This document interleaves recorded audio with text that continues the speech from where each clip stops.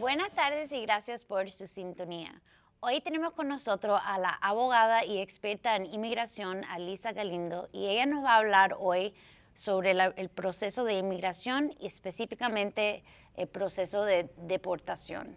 Pero antes de empezar el segmento de hoy, como siempre, le damos las gracias al equipo de producción de WLRN, empezando con el superdirector Al Chacoy. Gracias a Gabriel, gracias a John, Gus y Charlie por hacer este segmento en español posible. Y a ustedes, gracias por estar con nosotros todos los domingos. Y ahora, con un gran orgullo, les presento a nuestra invitada de hoy, Lisa Galindo. Bienvenida. Muchísimas gracias, Ana, por tenerme aquí en la estación también. Sí, gracias por estar con nosotros. Vamos a aprender mucho hoy sobre el proceso de deportación.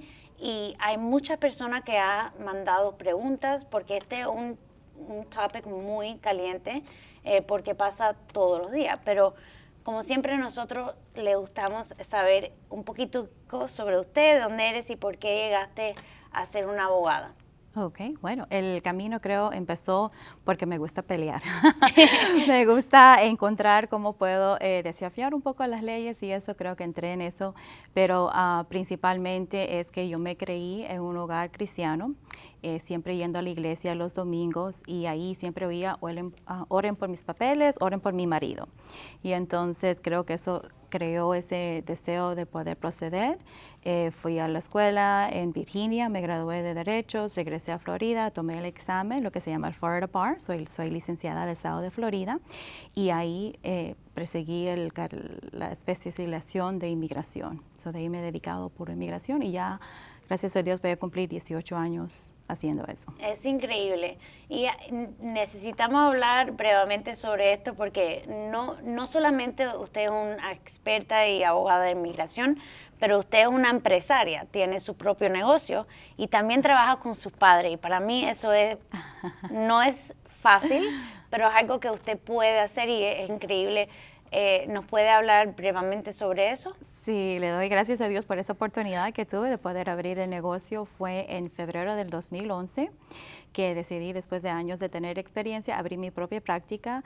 Empecé primero con mi mamá trabajando conmigo, ella es la que contesta el teléfono, se encarga de los pagos y ya después, años después, incluí a mi papá. Y es un negocio de familia porque hasta los perritos son parte del negocio, son nuestras mascotas de la oficina, así que doy gracias. Y tiene 3 oficinas. Tengo 3 oficinas porque lo que me he dado cuenta a través de los años es que más al norte que vamos no hay abogados de inmigración que hablan español. Y con la población que está creciendo, los hispanos se han empezado a mover al norte, entonces sí he expandido mis negocios, mis oficinas en Crystal River, que está por Central Florida, 1 hora de Tampa, y más al norte en el Panhandle, en Panama City Beach area. Así que por ahí estoy. Bueno, te felicito por eso. Gracias.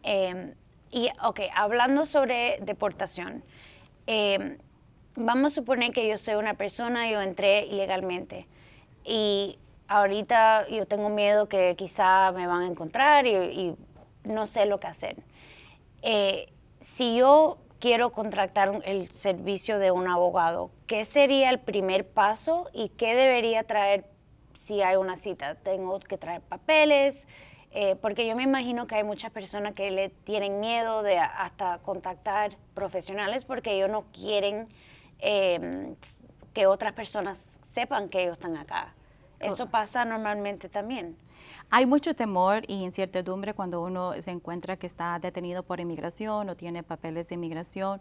Siempre yo recomiendo que haga una consulta. A veces gente tiene temor, que piensa que el abogado es muy caro, esto y lo otro, pero una consulta usualmente no lo es. Con una consulta pagando 150, 200 o algo puede asesorarse correctamente como debe ser, porque mucha gente depende de lo que Pablito me dijo, Juanito me dijo o María me dijo, pero lo mejor es directo de una persona que se ha dedicado a estudiar las leyes.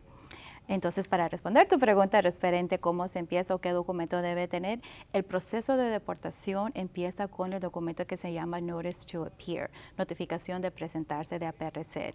Ese documento es importante que usted lleve cuando se consulte con su abogado, porque eso es lo que nosotros usamos para ver qué es lo que podemos hacer. En ese documento, el gobierno hace los cargos, las razones por cuales quiere deportar a una persona. Entonces, nuestro trabajo como abogado es asesorarnos que ese documento está correctamente ejecutado y qué defensas usted puede tener para entonces poder quedarse en el país. So, tengo entendida que vamos a suponer que, bueno, yo quiero asesorarme, quiero hablar con un abogado, recibí un NTA, una noticia para aparecerte. Yo puedo contactar, por ejemplo, a usted y usted me puede decir por un precio mínimo lo que tengo que hacer y exactamente lo que el gobierno me está diciendo, que, bueno, usted no puede estar aquí porque X. Sí, correcto. Y eso es lo crucial para que entonces así ya usted sabe cuáles son sus opciones, qué debe hacer. A mí lo que me gusta es cuando consulto con clientes y parte de la razón por cual me dedico a inmigración, en tu pregunta inicial, es que hay mucho fraude, hay mucha estafa y la gente está desesperada de resolver, coger su permiso de trabajo, su licencia y todo eso. Entonces, en la consulta yo les explico por qué son elegibles por algo y por qué no. ¿No? Y siempre están libres de coger una segunda opinión, pero yo me encargo de decirles por qué no, de modo que si van a otro lado y le dicen que sí, le pueden explicar por qué y de esta manera evitar el fraude, ¿no? Para mí conocer es poder y entonces yo más información que le puedo dar a la comunidad es mi manera de poder ayudar y que la gente tenga de manera de poder defenderse. Y regresando a ese papel, el NTA, ¿tienen los datos o los detalles en por qué están tratando de deportarte? ¿Hay algo más? ¿Tiene una fecha de aparecer? ¿Qué Sí, más tiene? ¿Y es en inglés? Sí, el Notice to Appear en inglés se supone que debe, por atrás los avisos están en español y se supone que cuando se lo entregan, se lo traducen en español o le dicen que puedes consultar, hacerlo en español. Ese documento es crucial, ha habido mucho litigio referente a ese documento porque ese documento impacta bastante las cosas en cual uno puede ser elegible. Ha llegado hasta la Corte Suprema ese documento y lo último es que ese documento debe de decir dónde y cuándo usted se debe presentar en corte. Previamente esos documentos no lo tenían y causaba que mucha gente estén con órdenes de deportación en absencia sin ellos estar presentes. Son unas cuantas preguntas sobre eso. Primero, ¿es posible de recibir uno de esos documentos pero que no tenga una fecha? Sí, hoy en día es menos común por el hecho que llegó a la Corte Suprema y se sabe que no puede hacer eso. Sí, porque, si te dice te tiene que aparecer, que tiene que ir todos los días hasta que te llamen el nombre, no creo que funcione así. No funciona así. Poco a poco Inmigración se está poniendo al día, ofrece. Lo primero de saber de ese documento es buscar el número de A, el alien number, que es 9 números y ese es su número de caso, digamos. Con ese número puede o llamar y saber cuándo es su próxima cita de corte o hoy en día hay una página en el web donde uno puede ir y ver cuándo es su próxima cita de corte. Ok, y entonces vamos a suponer que el NTA mío tiene una fecha, una hora, ok, y ya yo tengo esa noticia. ¿Qué pasa si no puedo ir o si se me olvida o yo no lo tomo en serio? ¿Qué puede pasar? Lo peor que puede pasar es no tomarlo en serio.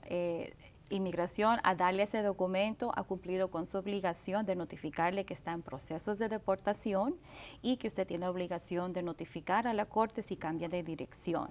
Entonces, Inmigración cumple con su obligación de notificarle y si usted no se presenta porque no cambió, no notificó, es problema significante porque entonces va a tener una orden de deportación. Pero para mí, vamos a suponer que yo tengo miedo de aparecerme porque si yo me aparezco, quizá ellos me van a arrestar. ¿Eso es posible? Si usted tiene un récord criminal, sí, pero si no, si es una persona que ha cruzado, tiene familia aquí o tiene posibilidad de pelear su caso, entonces no debe de tener temor y es posible poder pelear el caso suyo.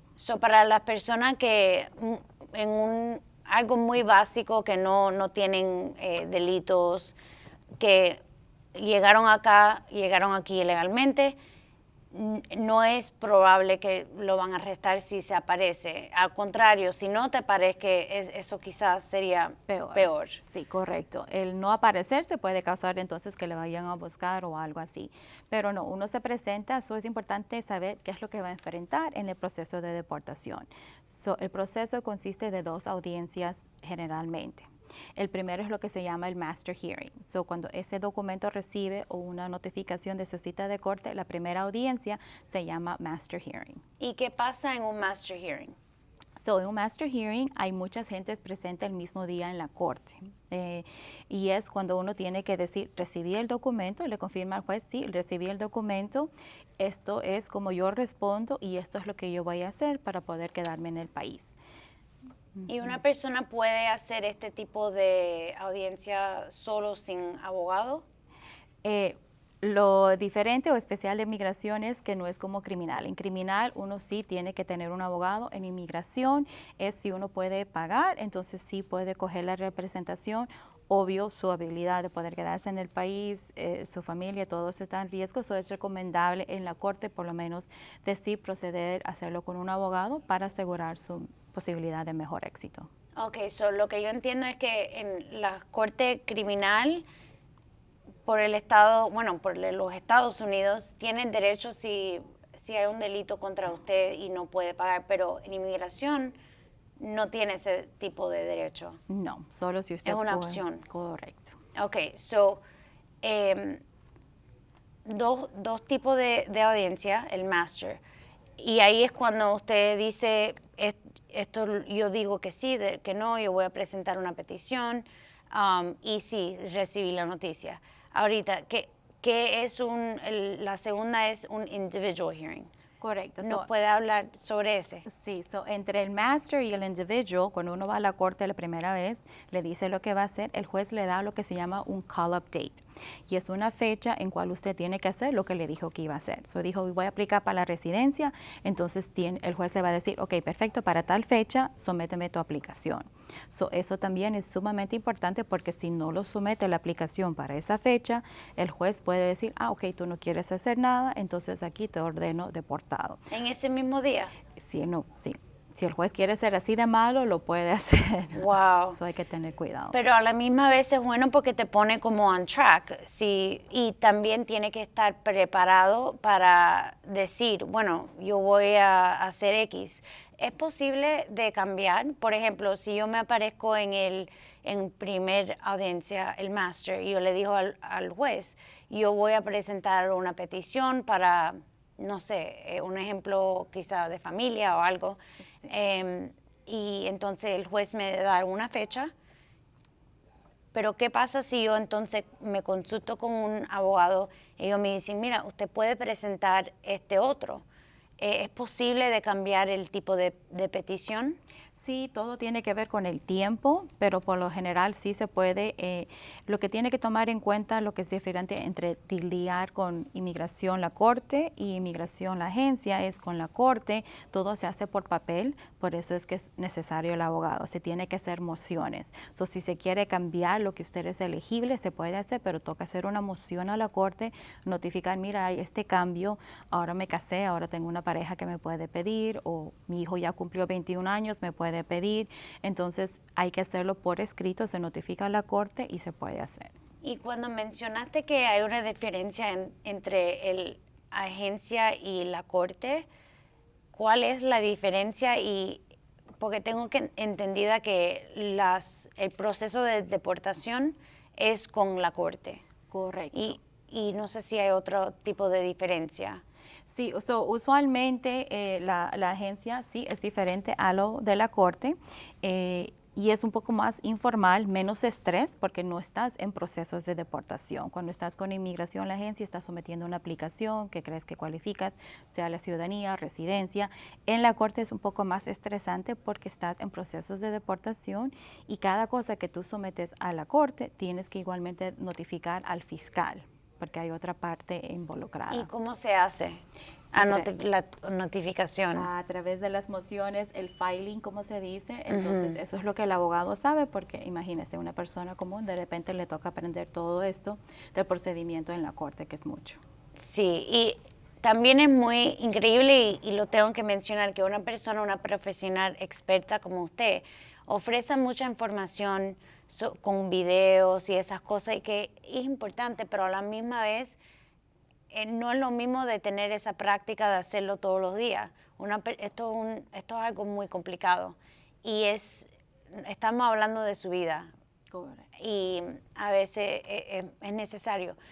También tengo entendida que a veces hay un gran problema en los Estados Unidos que tiene que ver con notario versus un abogado, porque obviamente una persona escucha la opción de, oh, quizá yo lo puedo hacer mucho más barato en vez de tener un abogado. ¿Cuáles son los problemas típicos que usted ha visto con esa idea? Lo que vemos a veces es que hacen la forma incorrecta o no lo hacen como se debe hacer a la mejor capacidad. He tenido casos en cual aplicaron para el TPS, fueron con un notario para hacer la aplicación y Inmigración mandó una carta diciendo básicamente vuelve a someter todo porque aquí no hay nada. Y cuando le pido a repasar lo que fue lo que mandó, es casi todo vacío. No lo llenó nada, entonces está dinero que ha pagado a Inmigración que se va a perder si no lo hace de manera correcta porque Inmigración lo puede negar, lo puede rechazar, entonces hay todas esas cosas que puede pasar. En nuestros países latinos el notario usualmente es abogado, pero aquí en los Estados Unidos no. Y lo que yo trato de asesorar y advertir a la gente es un notario acá no tiene nada que perder. Si le hizo algo mal y le terminó usted en proceso de deportación, lo que hacen es cierran su negocio, abren uno nuevo y usted sufre las consecuencias solo. Un abogado, tenemos nuestra licencia y Ana, usted sabe que nuestra licencia nos costó trabajo de obtener después de años y todo eso, entonces tenemos mucho más que perder y no estamos dispuestos de ponerlo a riesgo, ¿no? Y tenemos más la responsabilidad profesional de poder ayudar de manera correcta. Estamos regulated, tenemos las leyes y tenemos muchas personas más grandes que nosotros que nosotros estamos regulados. Y eso hasta me da miedo hablando. Porque sí, y es común y es muy triste cuando eso pasa porque, como mencionaste, es muy fácil para los notarios porque ellos no tienen nada que perder.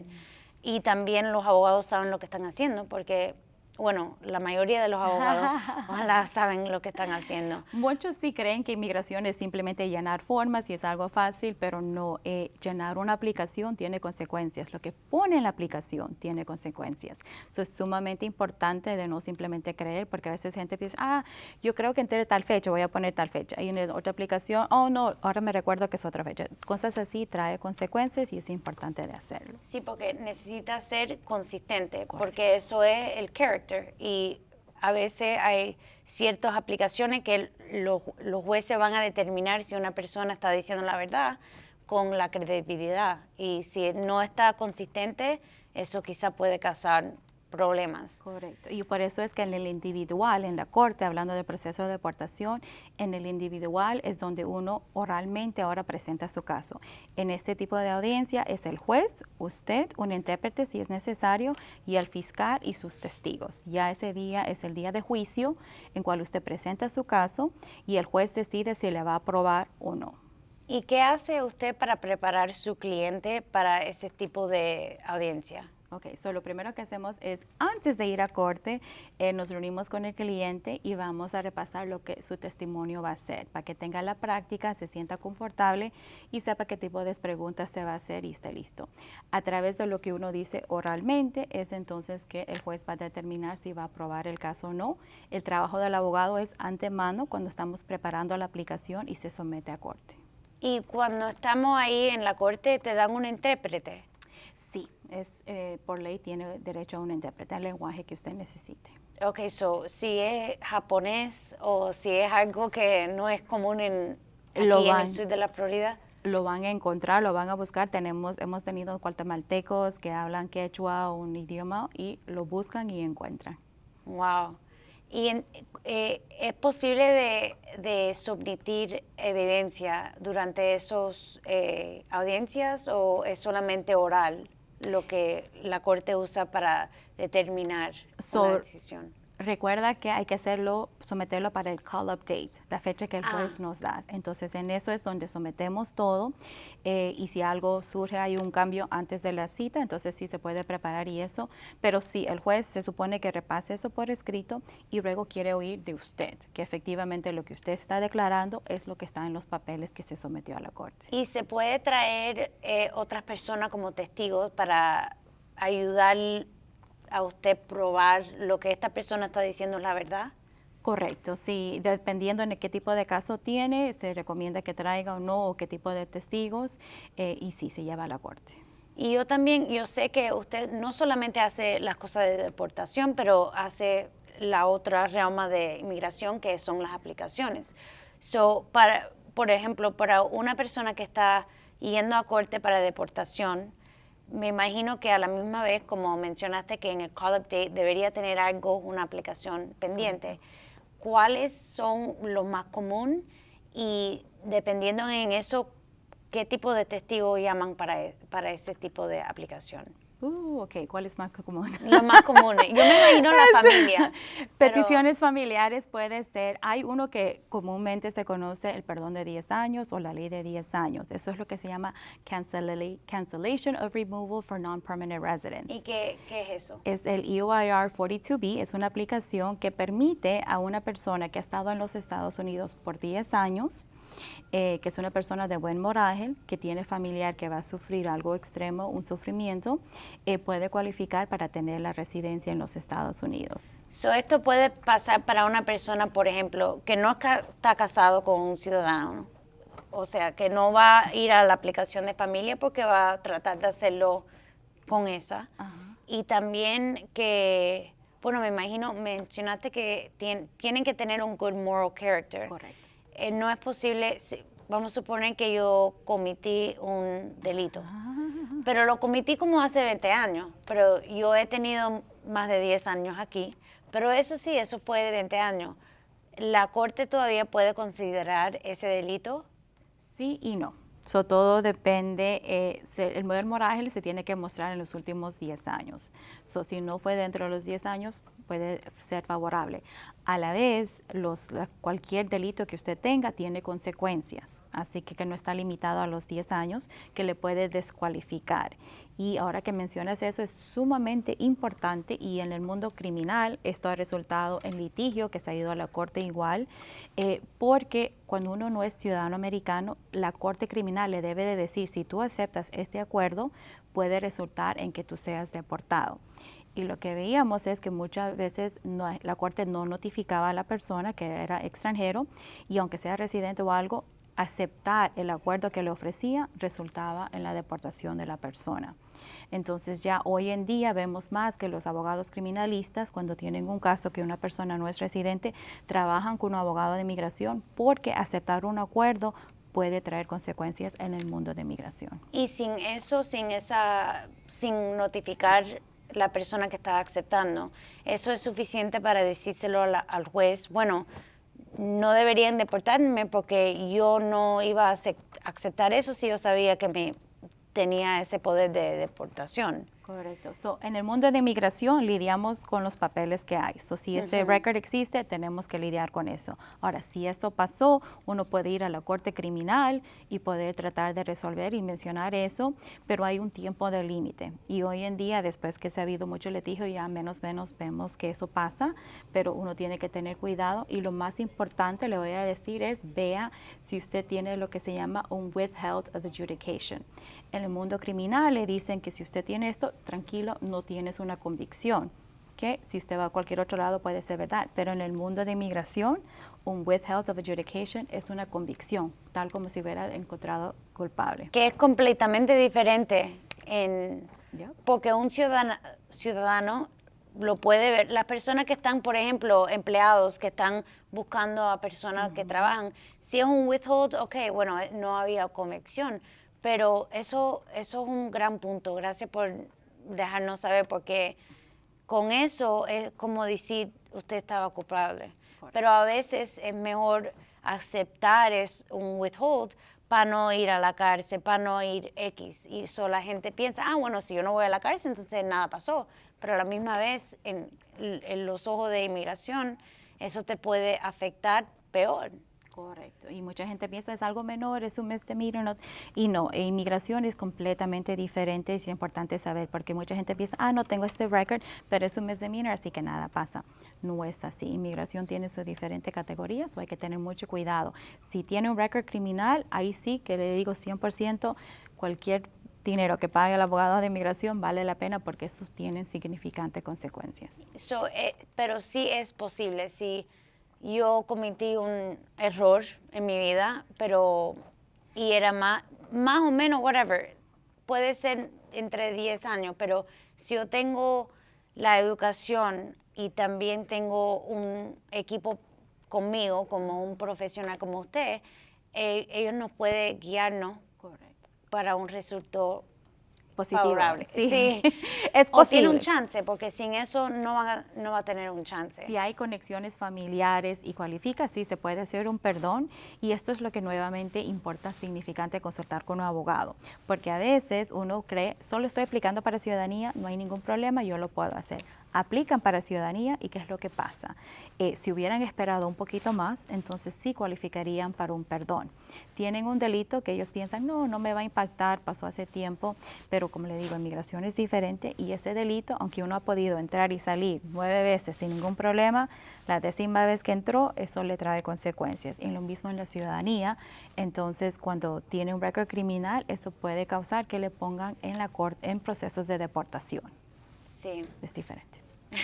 Bueno, ya se nos está acabando el tiempo. Muchísimas gracias por toda esa información. Si usted tiene últimas palabras para nuestros televidentes. Sí, les quiero consultar que el conocer es poder, edúquense lo máximo posible. Nosotros en nuestro social media le tratamos de educar para que usted sepa y así se puede evitar fraude. Consulte con un abogado, usualmente no cuesta mucho la consulta y así usted puede tener la herramienta para poder defenderse y decide si quiere trabajar con un abogado, un notario, con quien se quiera, pero edúquese por favor. Bueno, muchísimas gracias, Lisa, y a ustedes hasta la próxima semana.